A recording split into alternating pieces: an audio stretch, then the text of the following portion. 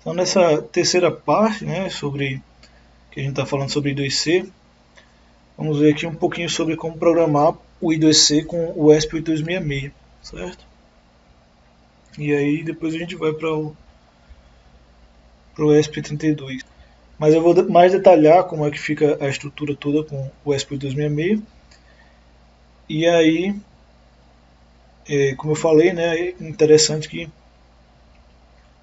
vocês tenham um pouco de trabalho nesse aspecto para se apropriar do conhecimento, tentando fazer para o ESP32. Eu vou basicamente passar as instruções aqui de como fazer, e aí o ideal é que vocês tenham quebrem um pouco a cabeça nesse sentido, né? Então, para que a gente consiga programar para o ESP8266, algumas instruções precisam ser conhecidas, né? É a de inicializar, escrever, ler e o start, né? Então aqui eu só estou descrevendo de maneira geral, né? O I2C init, ele separa lá o que é o pin de SL e SDA do microcontrolador no módulo I2C, né? Escreve o segundo, né, que é o I2C write, ele vai escrever o byte no barramento I2C. O I2C read, ele vai ler do barramento, e o I2C start vai enviar uma condição para a gente começar ou recomeçar uma conexão, uma comunicação, certo? Além disso, a gente também pode ter o I2C status, que é para saber se o I2C está ocupado, para a gente não poder, quando algum dispositivo estiver falando, a gente não interromper, né? A gente tem o Force Bus, que vai permitir a transmissão, cancelando a transmissão atual para o que está fazendo e vai fazer o novo, que é uma prioridade. Eu também tenho o Read Write Slave, então se eu quiser fazer com que esse microcontrolador funcione como slave também e não como mestre, eu consigo fazer usando essas duas instruções, certo? E aqui está um pouco da implementação do ADXL, né? Então eu criei um arquivo aqui .h, certo? No projeto. E nesse arquivo .h você inclui todas as bibliotecas. Aqui eu botei da linha 4 até a linha 8 as bibliotecas que eu posso precisar utilizar. Obviamente I2C é uma delas, que está na linha 5. E na linha 6 aqui do ESP, todas as bibliotecas do ESP também precisam ser incluídas, né? E aqui eu só fiz facilitar a leitura escrita do I2C, criando métodos que me permitissem enviar de uma vez ou receber de uma vez todos os dados. Então, se eu quiser só ler um dado do ADXL, então eu uso a linha 12, que é read byte. Então, eu digo o endereço do dispositivo, que é aquele A8, A7 a 8, né, que eu coloquei lá em cima. Eu digo qual é o registro, que eu também já mostrei, os registros de, por exemplo, o X0, né, menos significativo, o Y menos significativo, mais significativo, Z mais significativo, menos significativo aqui. E aí eu tenho um ponteiro, o int8, que vai basicamente receber os dados que foram lidos, né? Aí se tiver mais de um, né, read bytes, ele vai direcionar para 2 bytes ali o registro e vai ter mais uma variável chamada len, que é na linha 14, né, que vai dizer quantos bytes foram lidos. Então, por exemplo, eu posso até preparar aqui o dispositivo para ler do X0, X menos significativo, até o Z mais significativo. Então ele vai X0, X1, Y0, Y1, Z0, Z1, de uma vez só. Esse é o objetivo da linha 13, né, da função read bytes, nesse caso aí. Aí eu tenho também a linha 15, que é o write byte, que vai fazer basicamente a mesma coisa que o read, só que no lugar de eu receber o byte, eu vou enviar o byte, né? Então, eu não vou colocar uma variável no lugar de value e sim value vai ser o valor recebido da minha aplicação, certo? E aí eu vou escrever algum valor aí. Obviamente eu posso escrever um byte, como está na linha 15, como eu posso escrever vários bytes. Eu acho que eu não precisei, por isso que eu não coloquei aqui. Aí, na 16 tem o init, né, para inicializar o nosso I2C, o read aqui é só para a gente abstrair, eu não vou, quando eu mandar read ele já lê tudo, eu não vou ficar configurando particularmente o que seria read e write, certo? Na linha 17 é só para facilitar a sintaxe, em vez de eu passar todos os endereços e tudo mais, ele já faz isso sozinho.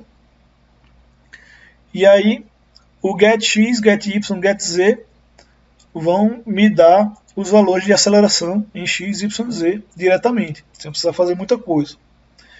Eu vou precisar de duas variáveis internas, certo? E essas variáveis internas são raw e data.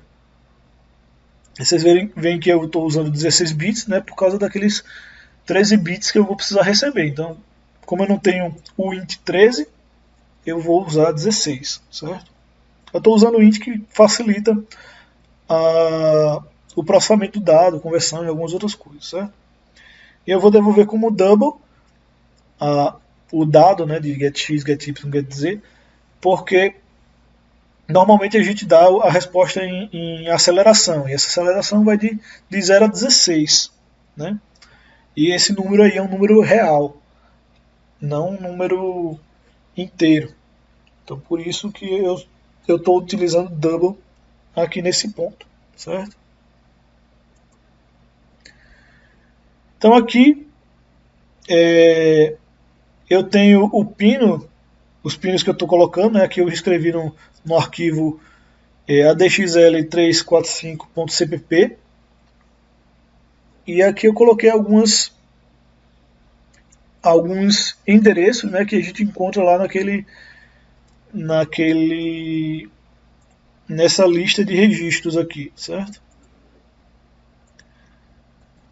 Então basicamente eu escrevi os mesmos endereços que tinham aqui, só para eu saber, por exemplo, quem é o endereço, né, do ADXL, quem é a configuração de energia, o registro de dados e tudo mais.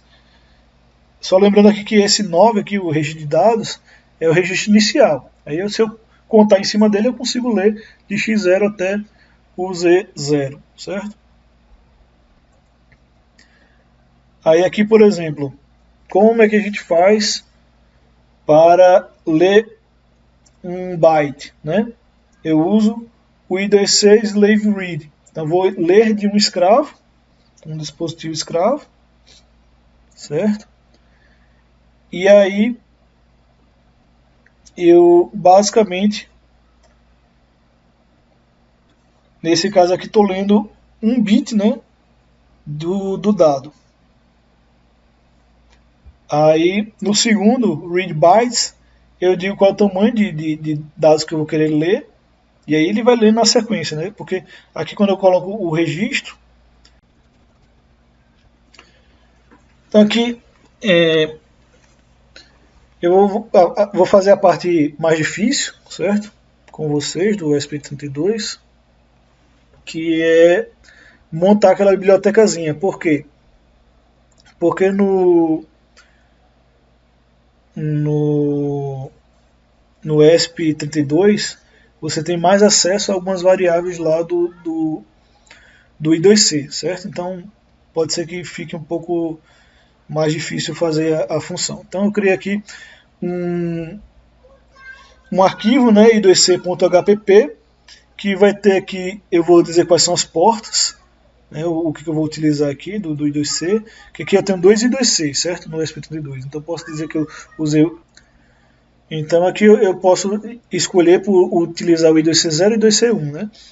Aí eu defino se ele vai estar no modo master ou escravo, né, mestre escravo, digo quais são os pinos do SDA, SCL, configuro como pull-up, né, para que ele mantenha nível lógico 0 e a gente não precise usar resistores externos, como a gente já viu lá no sistema, configuro,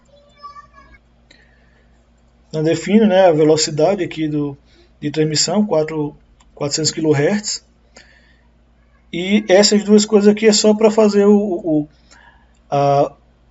no microcontrolador ele inicializar o funcionamento da I2C, né? Aí eu tenho aqui o destrutor, né, da classe, que vai apagar o I2C do funcionamento, digamos assim, pausar ou cancelar a operação, tudo mais. Tem aquele slave write, você pode botar exatamente o nome lá da apresentação de slide, né, que eu coloquei anteriormente. Você pode usar esse nome aqui, slave write, com o mesmo nome que foi colocado antes. Mas aqui basicamente eu faço a implementação do datasheet, né? Eu digo o que vai ser o acknowledgement, o bit de start, o envio dos dados, o bit de stop, o acknowledgement, né? E aí, com isso aqui eu faço a escrita, né? Isso aqui vai servir em geral para todo o dispositivo I2C. E você vai colocar só o endereço, né? O registro e os dados. Aí tem o read, que eu posso ler de mais de um, que aqui eu coloco o tamanho do read, e aí chamei de read slave, que aqui é a mesma coisa, certo? Ele cria o link para fazer comunicação, start, envia os dados que tem que ser enviados, manda o bit stop, depois ele reinicia a comunicação para enviar o segundo byte, que é o de endereço, depois ele fica esperando, nesse caso, receber os dados e para. Aqui é para ler apenas um byte, né? E essa seria a implementação da classe I2C, né? A definição da classe aqui fica no HPP, não fica nem muito grande. Que eu utilizo a biblioteca Drive I2C, né, os registros e a estrutura do I2C, e crio aqui uma classe I2C para se comunicar, fazer o básico, né? Inicializar, que é o que a gente precisa, ler e escrever os dados. Então, com isso aqui, teoricamente, vocês devem ser capazes de substituir lá na outra classe e mandar as informações para o ADXL, ou o que quer que seja, e fazer a comunicação com os dispositivos, né? Então aqui eu vou fazer a parte mais difícil, certo? Com vocês do ESP32, que é montar aquela bibliotecazinha. Por quê? Porque no ESP32 você tem mais acesso a algumas variáveis lá do I2C, certo? Então pode ser que fique um pouco mais difícil fazer a função. Então eu criei aqui um arquivo, né, i2c.hpp, que vai ter aqui, eu vou dizer quais são as portas, né, o que eu vou utilizar aqui do I2C, que aqui eu tenho dois I2C, certo? No ESP32, então eu posso dizer que eu usei. Então aqui eu posso escolher por utilizar o I2C0 e I2C1, né? Aí eu defino se ele vai estar no modo master ou escravo, né? Mestre escravo, digo quais são os pinos do SDA, SCL, configuro como pull-up, né? Para que ele mantenha nível lógico zero e a gente não precise usar resistores externos, como a gente já viu lá no sistema. Configuro, defino, né, a velocidade aqui de transmissão, 400 kHz, e essas duas coisas aqui é só para fazer no microcontrolador ele inicializar o funcionamento da I2C, né? Aí eu tenho aqui o destrutor, né, da classe, que vai apagar o I2C do funcionamento, digamos assim, pausar ou cancelar a operação, tudo mais. Tem aquele slave write, você pode botar exatamente o nome lá da apresentação de slide, né, que eu coloquei anteriormente. Você pode usar esse nome aqui, slave write, com o mesmo nome que foi colocado antes. Mas aqui basicamente eu faço a implementação do datasheet, né? Eu digo o que vai ser o acknowledgement, o bit de start, o envio dos dados, o bit de stop, o acknowledgement, né? E aí, com isso aqui eu faço a escrita, né? Isso aqui vai servir em geral para todo o dispositivo I2C. Aí você vai colocar só o endereço, né? O registro e os dados. Aí tem o read, que eu posso ler de mais de um, que aqui eu coloco o tamanho do read, e aí chamei de read slave, que aqui é a mesma coisa, certo? Ele cria o link para fazer comunicação, start, envia os dados que tem que ser enviados, manda o bit stop, depois ele reinicia a comunicação para enviar o segundo byte, que é o de endereço, depois ele fica esperando, nesse caso, receber os dados e para. Aqui é para ler apenas um byte, né? E essa seria a implementação da classe I2C, né?